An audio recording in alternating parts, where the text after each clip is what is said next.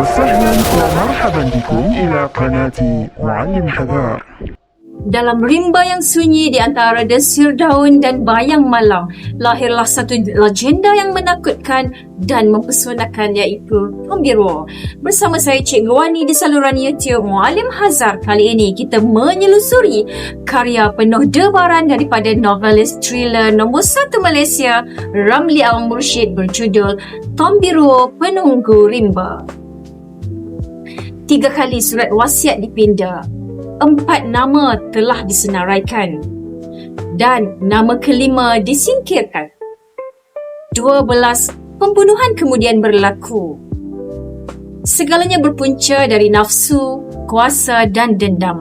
Tombiro bukan sekadar kisah makhluk rimba, tetapi sebuah simbol tentang manusia yang dikhianati, tentang maruah yang dipertahankan dan tentang kebenaran yang cuba dikuburkan.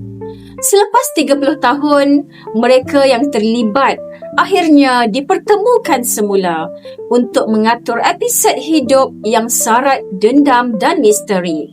Gabungan watak manusia dan makhluk luar jangka, kisah ini mengangkat persoalan. Siapakah sebenarnya yang lebih kejam? Manusia atau penunggu rimba? Dengan adunan 40% kekeluargaan, 30% cinta dan 60% mistik, Ramli Awang Mursyid membawa pembaca menyelusuri batas antara dendam dan keadilan, antara kejahatan dan penebus dosa. Tombiro Penunggu Rimba bukan sekadar novel, tetapi sebuah perjalanan ke dalam sisi gelap jiwa manusia. Sebuah kisah yang membuatkan kita tertanya-tanya, apakah rimba itu benar menakutkan? Atau sebenarnya manusialah yang lebih menakutkan? Saya Cikgu Wani dan inilah Tombiro Penunggu Rimba, karya yang menggetarkan jiwa dan menggamit adrenalin. Sebuah legenda yang hidup dalam bayang hutan dan hati pembaca.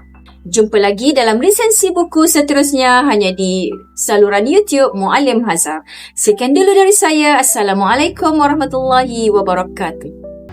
Muallim Hazar, inspirasi kita semua. Ilmu di semai cahaya menyinar. Di layar YouTube membawa hikmah. Setiap video membawa sinar. Dengan suara tenang jelas.